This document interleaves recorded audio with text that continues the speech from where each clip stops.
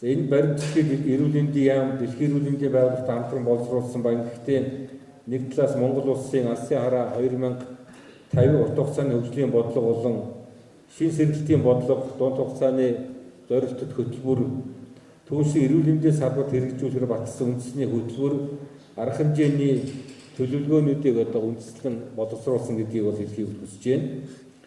За нөгөө талаас дэлхийн эрүүл мэндийн байгууллагын үйл ажиллагааны 13 болон 14 дугаар ерөнхий хөтөлбөр 2024 болон 25 оны батлагдсан төсөв хөтөлбөрийн хүрээнд хэрэгжүүлэх арга хэмжээний төлөвлөгөө болон эрүүл мэндийн тусламж үйлчлэгийг санхүүгийн эрсдэлгүйгээр бүх нийтэд хүртээмжтэй хүргэх, эрүүл мэндийн тогтолцоог бэхжүүлэх, доктортой хөгжлийн эрүүл мэндийн зорилтуудад хүрэхэд дэмжлэг үзүүлэх чиглэлээр батлагдсан дэлхийн эрүүл мэндийн байгууллагын техникийн хөтөлбөр, стратегийн баримт бичгүүтээ агуулгыг уялдуулан нийцүүлэх байдлаар боловсруулсан гэдгийг хэлхийг хүсэж байна. Дэлхийн эрүүл мэндийн байгууллага нь хүн амын эрүүл мэнд, сайн сайхан байдлыг дэмжиж, эдгээрийг хамгаалах орчныг бүрдүүлэх замаар улс орны доктортой хөгжлийг хангах ёстойг чухалчилж байна. Энэ хүрээнд улс орныг дэмжих хамтын ажиллагааны энэхүү стратегийн баримт бичгээр дамжуулан дэлхийн эрүүл мэндийн байгууллагаас Монгол улсын засгийн газарт дээр танилцуулсан 5 төрүүлж чиглэлийн хүрээнд дэмжлэг үзүүлж ажиллана. Тухайлбал бүх нийтийн амралтад хүрэх, улмаар эрүүл авилгүй чанартай амьдралыг цогцлох зорилтыг хангах чиглэсэн үйл ажиллагааг хэрэгжүүлэхэд мэрэг зарга зүүн дэмжлэг үзүүлнэ.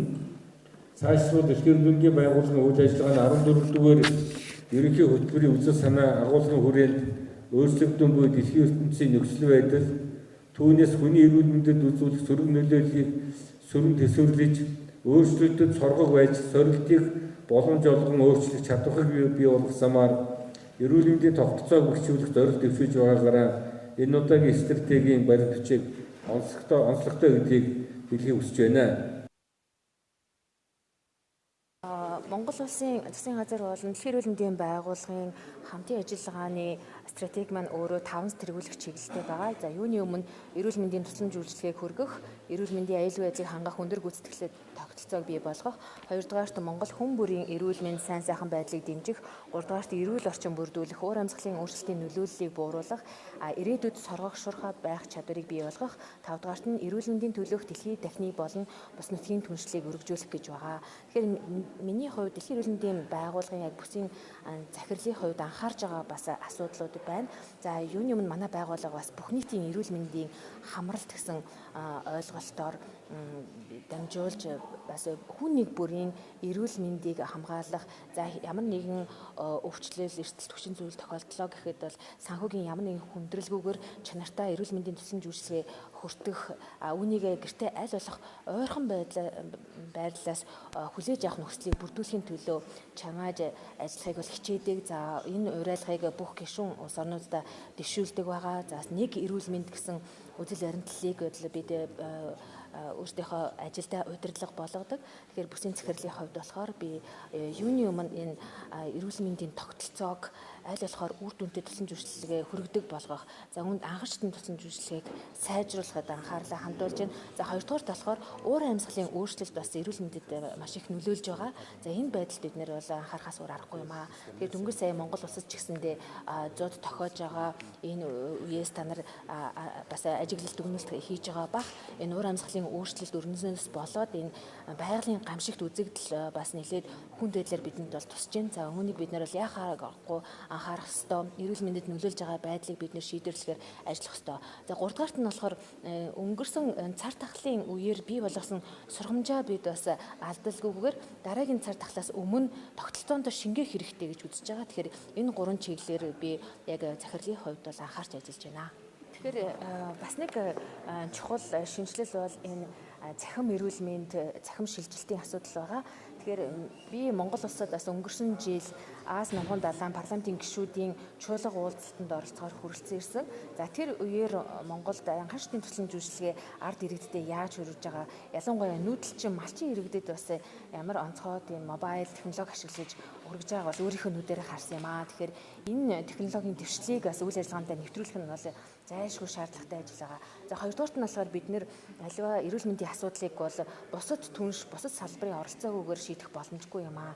Тэгэхээр Дэлхийн эрүүл мэндийн байгууллагын Монгол улсад үйл ажиллагаа явуулж байгаа суурин төлөөлөгчийн газар бол эрүүл мэндийн яам болон бусад түншүүдтэй хамтын ажиллагаагаа нягт уялдуулж бусад салбаруудыг бас татан оролцуулахаар ажилладаг. Яагаад гэвэл аливаа байгууллага бол дангаараа өөрийнхөө өмнө тавигдсан тэр том зорилтуудад бол хүрч чадахгүй учраас бид нэр яах аргагүй түншлэл хамтын ажиллагааг бий болгох шаардлагатай юм аа. Тэгэхээр миний хувьд бол Монгол улстай маш нягт түншилж сайхан хамтран ажиллана гэсэн бүрэн итгэлтэй байна гэж.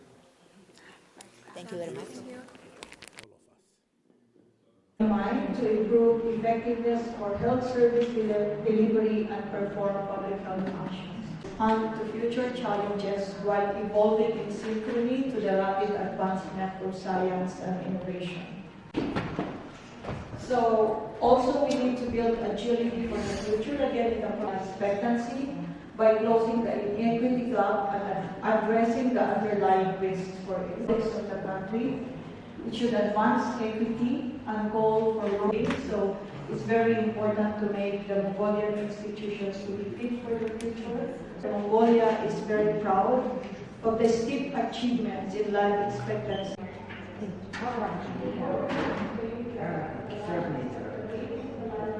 The transformative areas. What are the areas that will transform us to achieve our overarching goal? Again, looking at the burden of disease and the premature deaths that impact on the achievement of the Partnerships for health, because it's very important to take the agenda.